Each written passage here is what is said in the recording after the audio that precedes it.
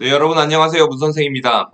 지금 부동산 경기가 굉장히 안 좋고 또 일부 지역들은 고점 대비 3억에서 4억 정도가 하락했다는 기사들이 굉장히 많이 나오고 있습니다.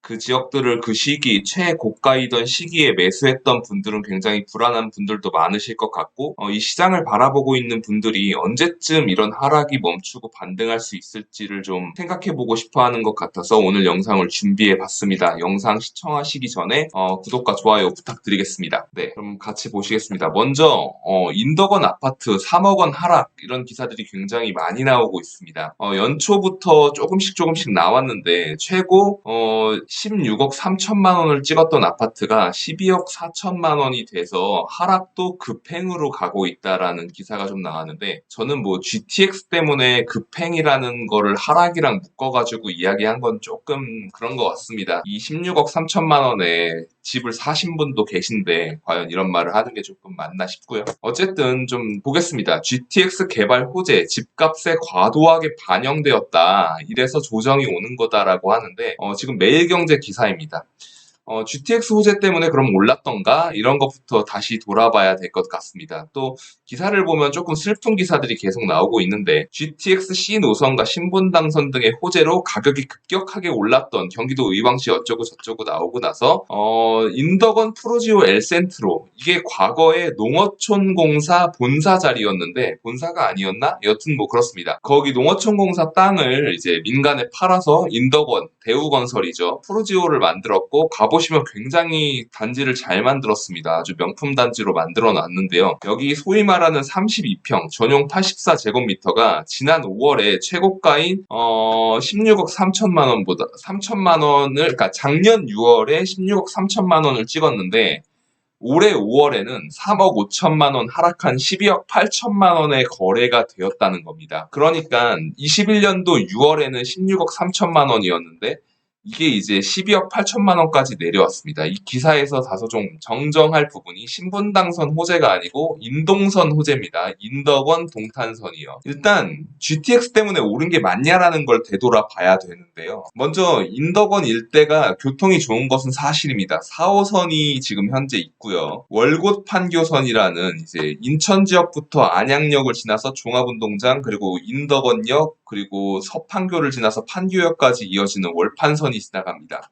그리고 GTX 신호선이 먼 미래에 개통될 예정이고 인덕원부터 동탄까지 연결되는 인동선이 예정되어 있다라는 것 때문에 교통이 사통팔달한 지역인 것은 사실입니다. 근데 인덕원 지역이 왜 올랐는지를 보면은 사실 저는 GTX 때문에 올랐다고 생각하지 않는 게 이 경기 수도권 지역들이 급격하게 가격들이 오른 지역들이 있어요. 21년도에. 왜 올랐냐를 보시면 첫 번째로 임대차 3법입니다. 이 임대차 3법이 만들어지고 나서 서울 지역의 그 전세 가격이 굉장히 폭등세를 이어갔습니다. 그렇게 폭등을 하다 보니까 사람들이 서울에서 밀려나서 경기 수도권 지역에 조금 살만하면서도 신축이면서도 이런 곳들을 찾았는데 그게 바로 인덕원, 평촌, 남양주, 일산 이런 지역들이었고요. 그렇게 상당 시간 오르지 않았던 지역들이 이 시기에 2020년도부터 22년도 사이 약 1년 반 동안의 시간 동안 많이 올라갔다는 거죠.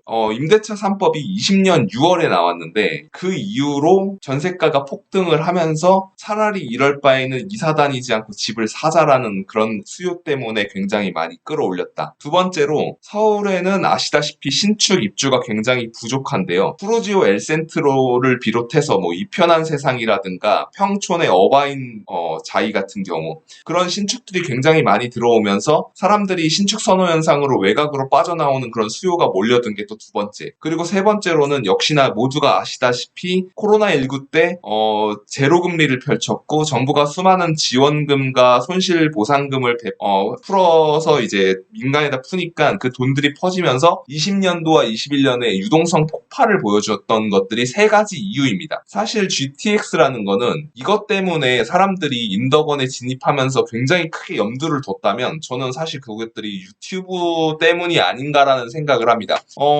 제가 부동산에 관심을 갖기 시작한 게 한 6에서 7년 정도가 됐는데 그 긴 시간 동안 GTX는 김문수 도지사가 2010년에 지방선거 때 들고 나왔고 그 이후부터 계속 논의가 됐습니다. 더 앞으로 따져보면 2007년부터 이야기가 나왔던 거예요. 이게 뭐 그러니까 물론 엄청난 호재는 맞지만 사실 지금 착공을 해가지고 파고 있는 게 GTX A밖에 없고 B와 C 노선은 언제 개통될지도 모르는 상황인데 말로는 이제 뭐 예산 타당성 심사를 통과한다 안 한다 이런 것 때문에 이슈인 건데 이것 때문에 GTX C 노선 때문에 인덕원이 급상승했다는 거는 사실 좀 너무 아전인수를 한 게 있다라고 저는 생각이 듭니다. 그래서 결론적으로 이 하락세가 언제 멈추고 반등할 수 있냐를 좀 보면요. 안양, 평촌, 의왕의 이 세 군데의 매물들이 좀 소화가 돼야 됩니다. 그리고 인덕원보다 한 정거장 위 정부 과천청사 여기 있는 레미안 슈루 그 단지의 가격이 다시 반등할 때가 인덕원 지역의 가격이 반등할 수 있는 시점이라고 저는 보고 있습니다. 먼저 보시면요. 평촌, 인덕원 일대는요. 행정구역들이 나눠져 있기 때문에 이 생활권은 비슷한데 행정구역이 인덕원 쪽은 의왕이고 그 인덕원 서쪽으로는 평촌, 안양시 동안구라고 하는 지역이고 실제로 안양시 만안구까지도 어떻게 넓게 보면 같은 생활권으로 볼 수 있기 때문에 이 물량들, 입주 물량을 함께 봐야 됩니다. 가장 왼쪽에 있는 이 그래프가 안양시 동안구 평촌이라는 지역인데 이렇게 보시다시피 적정 수요량은 여기 1,500세대에 불과하거든요. 1년에 입주해야 할 수 있는 적정 입주량이. 근데 2021년도에 엄청난 양 거의 10,000세대에 가까운 양이 입주를 했고 2024년에도 5,000세대 이상이 예정되어 있습니다.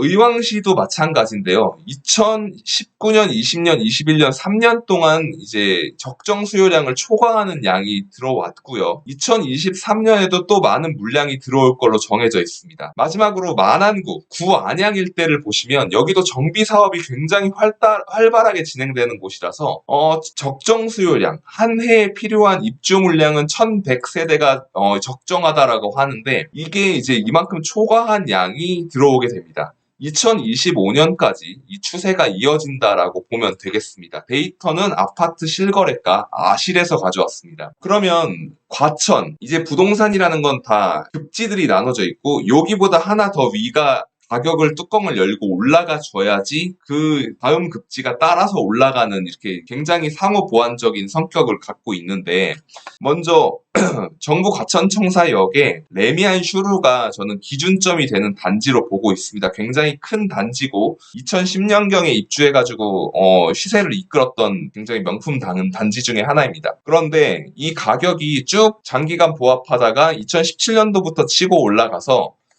인덕원이 16억을 찍던 최고점에는 여기도 18억 원대의 그 신고가를 찍었었는데 지금 현재 여기도 고점을 찍고 좀 내려온 모습을 보이면서 14억에서 15억대의 실거래가를 형성하고 있습니다. 여기가 이제 쭉 올라오다 꺾이게 되니까 인덕원 일대도 가격의 상방이 막혀버리는 효과가 나타난 거죠. 근데 결국에 레미안 슈루도 그 위에 있는 아파트가 뚜껑을 열고 올라가 줘야 하는데 저는 이 오른쪽에 있는 차트는 반포의 레미안 퍼스티지입니다.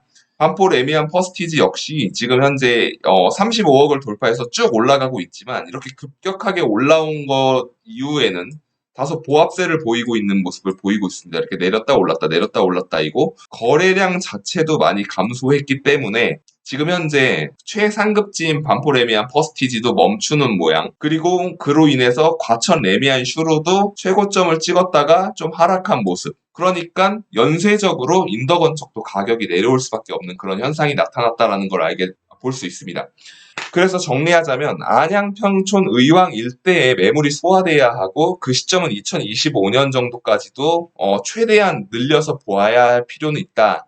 그리고 과천의 가격 반등이 필요하고 과천이 가격 반등을 하려면 반포 일대도 가격이 좀 반등되어야 한다인데 그래서 부동산에서 강남 가격을 주목하는 이유이고 정책 당국에서도 강남 가격을 보는 이유가 강남이 뚜껑을 열고 올라가기 시작하면 뒤에 아파트들이 줄줄이 따라서 움직이는 모습이기 때문입니다. 마지막으로 제가 말씀드리고 싶은 건 이 GTX라는 거는 엄청난 호재이기 때문에 너무 커서 너무 먼 건입니다. 대형 호재 호재인 건 사실인데 그만큼 현실화되기가 어렵습니다. 개통이 언젠가 되겠지만 그렇게 급격하게 빨리 될 수 있는 건 아니라는 걸 반드시 염두에 두셔야 되고, 실제로 저는 GTX 신호선보다 인덕원의 진짜 교통호재는 월급 판교선이라고 생각하거든요. 판교라는 일대가 고소득 직장인 IT 중심의 산업이 발달한 곳인데 여기와 직결되는 것 때문에 이 고소득자들도 정시성을 가진 철도가 연결이 되면은 그 수요들이 퍼져 나올 것이기 때문에 인덕원 일대의 수요를 한층 끌어올릴 수 있는 그런 배경이 될 거라고 생각합니다. 네, 오늘은 이렇게 경제뉴스 신문에서 경기도 하락권이 심각하다라고 해가지고 나오고 있는데 결국에는 서울의 가격 상승이 멈춘 것, 그리고 경기도 그 지역들의 정비 사업이나 신규 물량으로 통해서 가격이 정체된 것들이 주요한 이유인 것을 확인을 했습니다. 네, 너무 이렇게 스트레스를 많이 받지 마시고 경제뉴스의 재테크 그리고 부동산 뉴스에는 항상 이면이 있기 때문에 같이 공부하면서 이 어려운 시기를 좀 지나갔으면 좋겠습니다. 오늘 시청해주셔서 감사하고요. 좋아요와 구독하기 부탁드리겠습니다. 그럼 수고하셨습니다.